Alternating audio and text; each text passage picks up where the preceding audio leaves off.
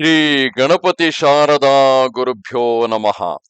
ವೈದೇಹಿ ಸಹಿತಂ ಸುರದ್ರುಮತಲೆ ಹೈಮೆ ಮಹಾಮಂಟಪೆ ಮಧ್ಯೆ ಪುಷ್ಪಕಮಾಸನೆ ಮಣಿಮಯೇ ವೀರಾಸನೆ ಸಂಸ್ಥಿತಂ ಅಗ್ರೇ ವಾಚಯತಿ ಪ್ರಭಂಜನ ಸುತೆ ಸತ್ತತ್ವಂ ಮುನಿಭ್ಯಃ ಪರಂ ವಿಖ್ಯಾತಂ ಭರತಾದಿಭಿಃ ಪರಿವೃತಂ ರಾಮಂ ಭಜೆ ಶ್ಯಾಮಲಂ. ಹಿಂದಿನ ಅಧ್ಯಾಯಗಳಲ್ಲಿ ನಾವು ರಾಮಾವತಾರಕ್ಕೆ ಆದಂತಹ ಕಾರಣಗಳು, ಅದಕ್ಕೆ ಪೂರಕವಾಗಿ ರಾವಣನು ಹುಟ್ಟುವುದಕ್ಕೆ, ರಾವಣ ಕುಂಭಕರ್ಣಾದಿಗಳು ಹುಟ್ಟುವುದಕ್ಕೆ ಪೂರಕವಾದಂತಹ ಪ್ರತಾಪಸೇನನ ಕಥೆಯನ್ನು, ಆ ಕಾರಣದಿಂದಾಗಿ ಆ ಧರ್ಮನಿಷ್ಠ ರಾಜನಾಗಿದ್ದರೂ ಕೂಡ ವಂಚನೆಗೊಳಗಾಗಿ ಬ್ರಾಹ್ಮಣ ಶಾಪದ ಕಾರಣದಿಂದಾಗಿ ಆತನು ಆ ಪ್ರತಾಪ ಭಾನುವು ಮುಂದೆ ರಾವಣ ಕುಂಭಕರ್ಣಾದಿ ಸಕಲ ರಾಕ್ಷಸ ಪರಿವಾರವಾಗಿ ಹುಟ್ಟಿ ಆ ಲಂಕೆಯನ್ನು ಆವರಿಸಿಕೊಂಡು ಲೋಕಕ್ಕೆ ಭಾರವಾದದ್ದು. ಆ ಕಾರಣದಿಂದಾಗಿ ಶ್ರೀರಾಮಚಂದ್ರನ ಅವತಾರವಾಗಬೇಕಾಗಿರುವುದರಿಂದ ಭೂದೇವಿಯು ಗೋಮಾತೆಯ ರೂಪವನ್ನು ತಾಳಿ ಬ್ರಹ್ಮನ ಬಳಿಗೆ ಬಂದಿದ್ದಾಳೆ. ಭೂಭಾರವನ್ನು ಇಳಿಸು ಎಂದು. ಭೂಮಿಗೆ ಪರ್ವತ, ಸಮುದ್ರ ಇವುಗಳು ಭಾರವಲ್ಲ. ವಾಸ್ತವದಲ್ಲಿ ಯಾರು ಕೆಟ್ಟ ಕೆಲಸವನ್ನು ಮಾಡಿ ಪರರ ಸ್ವತ್ತನ್ನು ಅಪಹರಿಸುವುದರಲ್ಲಿಯೇ ನಿರಂತರವಾಗಿ ನಿರತರಾಗಿರುವರು, ಅಂತಹ ವ್ಯಕ್ತಿಗಳೇ ಭೂಮಿಗೆ ಭಾರವಾಗುತ್ತಾರೆ. ಆ ಭೂಭಾರವನ್ನು ಇಳುಕುವಂತೆ ತಾಯಿ ಭೂದೇವಿಯು ಬ್ರಹ್ಮದೇವರಲ್ಲಿ ಕೇಳಿಕೊಂಡಾಗ ಬ್ರಹ್ಮದೇವನು ವಿಷ್ಣುವಿನಲ್ಲಿ, ಪರಬ್ರಹ್ಮನಲ್ಲಿ, ಭಗವಂತನಲ್ಲಿ ತನ್ನ ಪ್ರಾರ್ಥನೆಯನ್ನು ಸಲ್ಲಿಸುತ್ತಿರುವನು. ಜಯ ಜಯ ಸುರನಾಯಕ ಜನ ಸುಖದಾಯಕ ಪ್ರಣತಪಾಲ ಭಗವಂತ ಗೋದ್ವಿಜಹಿತಕಾರಿ ಜಯ ಅಸುರಾರಿ ಸಿಂಧು ಸುತಾ ಪ್ರಿಯಕಂತ ಪಾಲನ ಸುರಧರಣಿ ಅದ್ಭುತ ಕರಣಿ ಮರಮನ ಜಾನಯಿ ಕೋಯಿ ಜೋ ಸಹಜ ಕೃಪಾಲ ದೀನ ದಯಾಲ ಕರವು ಅನುಗ್ರಹ ಸೋಯಿ ಜಯ ಜಯ ಅವಿನಾಶಿ ಸಭ ಘಟಭಾಸಿ ವ್ಯಾಪಕ ಪರಮಾನಂದ ಅಭಿಗತ ಗೋತೀತಂ ಚರಿತ ಪುನೀತಂ ಮಾಯಾರಹಿತ ಮುಕುಂದ ಜೇಹೀಲ ಜಿಹಿಲಾಗಿ ಬಿರಾಗಿ ಅತಿ ಅನುರಾಗಿ ವಿಗತ ಮೋಹ ಮುನಿ ಬೃಂದ ನಿಸಿಬಾಸರ ಧ್ಯಾವಹಿ ಗುಣಗನ ಗಾವಹಿ ಜಯತಿ ಸಚ್ಚಿದಾನಂದ ಜೈ ಸೃಷ್ಟಿ ಉಪಾಯಿ ತ್ರಿವಿಧ ಬನಾಯಿ ಸಂಗ ಸಹಾಯನ ದೂಜ ಸೋ ಕರವು ಅಘಾರಿ ಚಿಂತ ಹಮಾರಿ ಜಾನಿಯ ಭಗತಿ ನ ಪೂಜಾ ಜೋ ಭವ ಭಯ ಭಂಜನ ಮುನಿ ಮನರಂಜನ ಗಂಜನ ವಿಪತಿ ಬರೂಥ ಮನ ಬಚ ಕ್ರಮ ಬಾನಿ ಛಾಡಿ ಸಯಾನಿ ಸರನ ಸಕಲ ಸುರಜೂಥ ಸಾರದ ಶ್ರುತಿ ಶೇಷ ಋಷಯ ಅಶೇಷ ಜಾಕಹು ಕೂವು ನಹಿ ಜಾನ ಜೆಹಿ ದೀನ ಪಿಯಾರೆ ಬೇದ ಪುಕಾರೆ ದ್ರವವು ಸೋ ಶ್ರೀ ಭಗವಾನ ಭವ ಭಾರಿಧಿ ಮಂದರ ಸಬ ವಿಧಿ ಸುಂದರ ಗುಣಮಂದಿರ ಸುಖ ಪುಂಜ ಮುನಿ ಸಿದ್ಧ ಸಕಲ ಸುರ ಪರಮ ಭಯಾತುರ ನಮತನಾಥ ಪದ ಕಂಜ. ಓ ದೇವಾದಿದೇವ, ಭಕ್ತ ಸುಖದಾಯಕ, ಶರಣಾಗತ ರಕ್ಷಕ ಭಗವಂತ, ನಿನಗೆ ಜಯ ಜಯ. ಗೋಬ್ರಾಹ್ಮಣರಿಗೆ ಅಭಯ ಪ್ರದಾತ, ಅಸುರಾರಿ ಸಿಂಧು ಸುತೆಯ ಪ್ರಿಯಕಾಂತನೇ, ನಿನಗೆ ಜಯ ಜಯ. ದೇವತೆಗಳನ್ನು ಹಾಗೂ ಭೂದೇವಿಯನ್ನು ಪಾಲಿಸುವವನೇ, ನಿನ್ನ ಲೀಲೆಗಳು ಅದ್ಭುತ. ಅದರ ರಹಸ್ಯವನ್ನು ಯಾರೂ ಅರಿಯರು. ನೀನು ಅವ್ಯಾಜ ಕೃಪಾಳುವು, ದೀನ ದಯಾಳುವು ಆದ ನೀನು ನಮ್ಮ ಮೇಲೆ ಕೃಪೆ ತೋರು. ಓ ಅಚ್ಯುತ, ಎಲ್ಲರ ಹೃದಯದಲ್ಲಿ ವಾಸಿಸುವ ಅಂತರ್ಯಾಮಿಯೇ, ಸರ್ವವ್ಯಾಪಕ ಪರಮಾನಂದ ಸ್ವರೂಪಿಯೇ, ವಾಚಾಮಗೋಚರ, ಅನಿರ್ವಚನೀಯ, ಮಾಯಾತೀತ, ಇಂದ್ರಿಯಾತೀತ, ಪವಿತ್ರ ಚರಿತ್ರ, ಮೋಕ್ಷಪ್ರದಾಯಕ ಮುಕುಂದ, ನಿನಗೆ ಜಯ ಜಯ. ಈ ಲೋಕ ಮತ್ತು ಪರಲೋಕದ ಎಲ್ಲ ಭೋಗಗಳಿಂದ ವಿರಕ್ತರು, ಮೋಹದಿಂದ ಪೂರ್ಣವಾಗಿ ಬಿಡಲ್ಪಟ್ಟ ಜ್ಞಾನಿ ಮುನಿಗಳು ಕೂಡ ಅತ್ಯಂತ ಅನುರಾಗಿ ಪ್ರೇಮಿಗಳಾಗಿ ಹಗಲು ರಾತ್ರಿ ಯಾರ ಧ್ಯಾನವನ್ನು ಮಾಡುತ್ತಿರುವರೋ, ಯಾರ ಗುಣ ಸಮೂಹಗಳನ್ನು ಕೀರ್ತಿಸುತ್ತಾರೋ, ಆ ಸಚ್ಚಿದಾನಂದ ಸ್ವರೂಪಿಯಾದ ನಿನಗೆ ಜಯವಾಗಲಿ. ಸತ್ವ ರಜಸ್ತಮೋಮಯವಾದ ಜಗತ್ತನ್ನು ಸೃಷ್ಟಿಸಲು ನೀನು ಸರ್ವ ಸ್ವತಂತ್ರನು. ಬ್ರಹ್ಮ ವಿಷ್ಣು ಮಹೇಶ್ವರ ರೂಪನಾದ ನೀನೇ ಸೃಷ್ಟಿ ಸ್ಥಿತಿ ಲಯಗಳಿಗೆ ಕಾರಣನೂ ಆಗಿರುವೆ. ನೀನು ನನ್ನ ಪ್ರಾರ್ಥನೆಯನ್ನು ಸ್ವೀಕರಿಸು. ಭಕ್ತಿ ಅಂದರೆ ಏನು ಎಂಬುದು ನನಗೆ ತಿಳಿಯದು, ನಾನು ಪೂಜಿಸಲು ಅರಿಯನು. ನೀನು ಜನನ ಮರಣ ಭಯಗಳನ್ನು ಇಲ್ಲವಾಗಿಸುವವನು, ಮುನಿಗಳ ಮನಸ್ಸಿಗೆ ಆನಂದವನ್ನು ಕರುಣಿಸುವವನು, ಭಕ್ತರ ಆಪತ್ತುಗಳನ್ನು ದೂರ ಮಾಡುವವನು. ಭಗವಂತನೂ ಆದ ನಿನ್ನನ್ನು ದೇವತೆಗಳಾದ ನಾವು ತ್ರಿಕರಣಪೂರ್ವಕವಾಗಿ ನಿನಗೆ ಶರಣು ಬಂದಿದ್ದೇವೆ. ಶಾರದೆ, ಶ್ರುತಿಗಳು, ಆದಿಶೇಷ, ಸಂಪೂರ್ಣ ಋಷಿ ಸಮೂಹ ನಿನ್ನ ಮಹಿಮೆಯನ್ನು ತಿಳಿಯಲಾರರು. ವೇದಗಳು ನಿನ್ನನ್ನು ದೀನ ಜನ ಬಂಧುವೆಂದು ಕರೆಸಿಕೊಳ್ಳುವ. ಓ ಭಗವಂತ, ನಮ್ಮ ಮೇಲೆ ದಯ ತೋರು. ಸಂಸಾರ ಸಮುದ್ರ ಮಂಥನಕ್ಕೆ ಮಂದನಾಚಲದಂತಿರುವ ಎಲ್ಲ ವಿಧದಿಂದಲೂ ಸುಂದರ ಗುಣಮಂದಿರವು ಸುಖರಾಶಿಯೂ ಆದ ಹೇ ನಾಥನೇ, ನಿನ್ನ ಚರಣ ಕಮಲಗಳಲ್ಲಿ ಮುನಿಗಳು, ಸಿದ್ಧರು, ಸುರರು ಹೀಗೆ ಎಲ್ಲರೂ ಭಯ ವ್ಯಾಕುಲಿತರಾಗಿ ನಮಿಸುತ್ತಿದ್ದೇವೆ. ಜಾನಿ ಸಭಯ ಸುರಭೂಮಿ ಸುನಿಬಚನ ಸಮೇತ ಸನೇಹ ಗಗನಗಿರಾ ಗಂಭೀರ ಭಯೈ ಹರನಿ ಶೋಕ ಸಂದೇಹ. ದೇವತೆಗಳು ಭೂದೇವಿಯು ಭೀತಿಗೊಂಡಿರುವುದನ್ನು ತಿಳಿದುಕೊಂಡು ಅವರ ಭಕ್ತಿಯುಕ್ತವಾದ ಪ್ರಾರ್ಥನೆಯನ್ನು ಕೇಳಿ ಶೋಕ ಸಂದೇಹಗಳನ್ನು ಕಳೆಯುವ ಗಂಭೀರವಾದ ಭಗವದ್ವಾಣಿಯು ಹೀಗೆ ಮೊಳಗಿತು.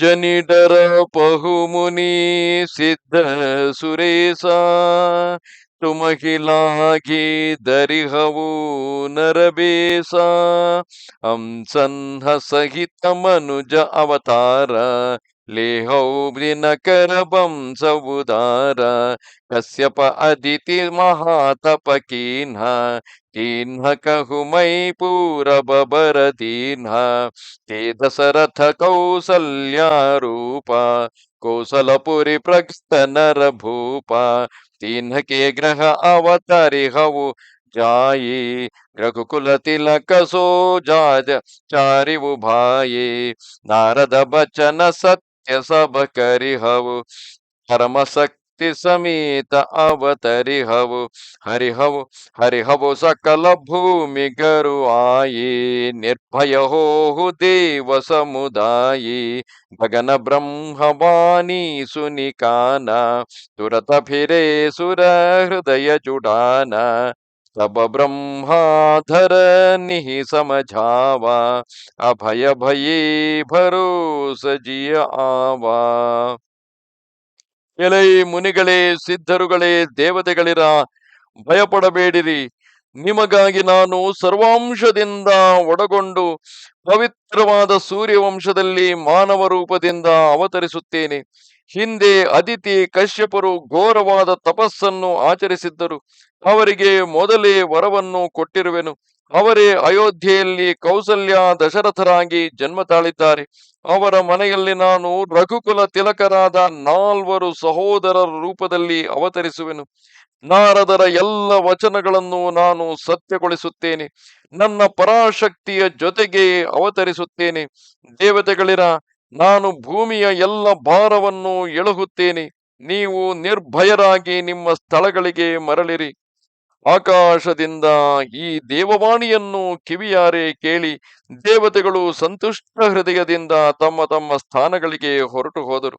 ಆಗ ಬ್ರಹ್ಮದೇವರು ಭೂದೇವಿಯನ್ನು ಸಮಾಧಾನಗೊಳಿಸಿದರು. ಅವಳು ನಿರ್ಭಯಳಾಗಿ ಮನಸ್ಸಿಗೆ ನೆಮ್ಮದಿಯನ್ನು ತಂದುಕೊಂಡಳು. ನಿಜಲೋಕಹಿ ಬಿರಂಚಿಗೆ ದೇವನ್ನ ಇಹಿ ಸಿಖಾಯಿ ಬಾನರ ತನು ಧರಿ ಧರಿ ಮಹಿ ಹರಿಪದ ಸೇವಹು ಜಾಯಿ. ಬ್ರಹ್ಮದೇವರು ಎಲ್ಲ ದೇವತೆಗಳಿಗೂ, ನೀವೆಲ್ಲ ವಾನರರಾಗಿ ಭೂಮಿಯಲ್ಲಿ ಹುಟ್ಟಿ ಭಗವಂತನ ಚರಣ ಸೇವೆ ಮಾಡಿರಿ ಎಂದು ಹೇಳಿ ತಮ್ಮ ಸತ್ಯಲೋಕಕ್ಕೆ ತೆರಳಿದರು. ಗಯೇ ದೇವ ಸಬ ನಿಜ ನಿಜ ಧಾಮ ಭೂಮಿ ಸಹಿತ ಮನ ಕಹು ಬೇಶ್ರಾಮ जो कछु आयसु ब्रह्म दीन्हा हर्षे देव विलंबन कीन्हा बनचर देह धरी चिति माही तुलित बल प्रतापति न पाही गिरि तरु नख आयुध सब बीरा हरिमारग चित वही मति धीरा गिरि कानन जह तह भरी पूरी रहे निज निज अनीक रचिरूरी यह सब रुचिर चरितमय भाषा अब सो सुनहु जो बीच ही राखा अवधपुरी रघुकुल मणि रावु वेद विदित तेहि दशरथ नावु भर मधुरंधर गुण निधि ज्ञानी ಹೃದಯ ಭಗತಿ ಮತಿ ಸಾರಂಗ ಪಾನಿ. ದೇವತೆಗಳೆಲ್ಲರೂ ಸ್ವಸ್ಥಾನಗಳಿಗೆ ತೆರಳಿದರು. ಅವರಿಗೂ ಭೂದೇವಿಗೂ ಮನಃಶಾಂತಿಯು ಲಭಿಸಿತು. ಬ್ರಹ್ಮನ ಆಜ್ಞೆಯಿಂದ ದೇವತೆಗಳೆಲ್ಲರೂ ಸಂತೋಷಪಟ್ಟರು.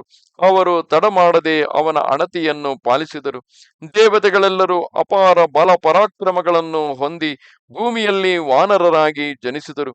ಎಲ್ಲರೂ ಅತುಳ ಶೌರ್ಯ ಸಂಪನ್ನರು ಆಗಿದ್ದರು. ಪರ್ವತ, ವೃಕ್ಷ, ನಖ ಅಂದರೆ ಅವರ ಉಗುರುಗಳೇ ಅವರ ಆಯುಧಗಳು. ಅವರು ಧೀರರು, ಬುದ್ಧಿವಂತರು ಆದ ವಾನರ ರೂಪಿ ದೇವತೆಗಳು ಭಗವಂತನ ಬರುವಿಕೆಯನ್ನು ನಿರೀಕ್ಷಿಸುತ್ತಿದ್ದರು. ಈ ವಾನರರು ಗಿರಿ ಕಾನನಗಳಲ್ಲಿ ಅಲ್ಲಲ್ಲಿ ತಮ್ಮ ತಮ್ಮ ಪಡೆಗಳನ್ನು ಕಟ್ಟಿಕೊಂಡು ಎಲ್ಲೆಲ್ಲೂ ಹಬ್ಬಿಕೊಂಡಿದ್ದರು. ಭವಾನಿ, ಮನಮನೋಹರವಾದ ಈ ಕಥೆಯನ್ನು ಹೇಳಿದೆನು. ಮಧ್ಯದಲ್ಲೇ ಬಿಟ್ಟು ಹೋದ ಆ ಕಥೆಯನ್ನು ಕೂಡ ಕೇಳು. ರಘುಕುಲ ಶಿರೋಮಣಿಯಾದ ದಶರಥ ಮಹಾರಾಜನು ಅಯೋಧ್ಯ ನಗರವನ್ನು ಪಾಲಿಸುತ್ತಿದ್ದನು.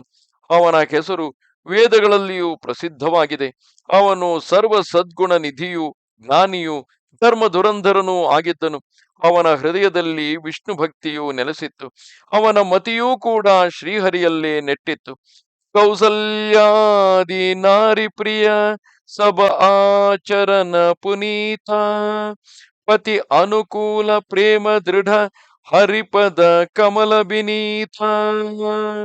ಅವನ ಧರ್ಮಪತ್ನಿಯರಾದ ಕೌಸಲ್ಯೆಯೇ ಮೊದಲಾದ ರಾಣಿಯರು ಪವಿತ್ರ ಆಚರಣೆಯುಳ್ಳವರು. ಅವರು ವಿನೀತರು, ಪತಿಯ ಮನೋನುಕೂಲೆಯರು ಆಗಿದ್ದರು. ಹರಿಪದದಲ್ಲಿ ಅವರಿಗೆ ದೃಢವಾದ ಭಕ್ತಿಯಿತ್ತು. ಏಕ ಬಾರ ಭೂಪತಿ ಮನ ಮಾಹಿ ಭೈಗಲಾನಿ ಮೋರೆ ಸುತನಾಹಿ ಗುರುಗ್ರಹ ಗಯವು ತುರತ ಮಹಿಪಾಲ ಚರಣಲಾಗಿ ಕರಿ ಬಿನಯ ಬಿಸಾಲ ನಿಜ ದುಃಖ ಸುಖ ಸಬ ಗುರಹಿಸು ನಾವು ಕಹಿ ಬಸಿಷ್ಠ ಬಹು ವಿಧಿ ಸಮುझायु ದರಹು ಧೀರ ಹೋಯಿ ಹಹಿ ಸುತಚಾರಿ ತ್ರಿಭುವನ ವಿದಿತ ಭಗತ ಭಯಹಾರಿ ಶೃಂಗಿ ಋಷಿ ಬಸಿಷ್ಠ ಬೋಲಾವ ಪುತ್ರ ಕಾಮ ಶುಭ ಯಜ್ಞ कराव भगति सहित मुनि आहुति दीन है प्रगटे आगि निचरु कर लीन है जो वशिष्ठ कछु हृदय विचारा सकल काजु भासिद्ध तुम्हारा यह बिबाटी देहु नृप जाई जता जोग जेहि ಭಾಗ ಬನಾಯಿ. ದಶರಥ ಮಹಾರಾಜನು ತನಗೆ ಮಕ್ಕಳಿಲ್ಲ ಎಂದು ಚಿಂತಾತುರನಾದನು. ರಾಜನು ಕೂಡಲೇ ಗುರುಗಳಾದ ವಸಿಷ್ಠರ ಬಳಿಗೆ ಹೋಗಿ ಅವರ ಚರಣಗಳಿಗೆ ಎರಗಿ ತನ್ನ ಅಳಲನ್ನು ತೋಡಿಕೊಂಡನು. ಗುರು ವಸಿಷ್ಠರು ಆತನನ್ನು ಅನೇಕ ವಿಧದಿಂದ ಸಮಾಧಾನಪಡಿಸಿ ಹೇಳಿದರು. ರಾಜ, ಧೈರ್ಯ ವಹಿಸು. ನಿನಗೆ ತ್ರಿಲೋಕಗಳಲ್ಲಿ ವಿಖ್ಯಾತರಾದ 4 ಮಂದಿ ಪುತ್ರರಾಗುವರು.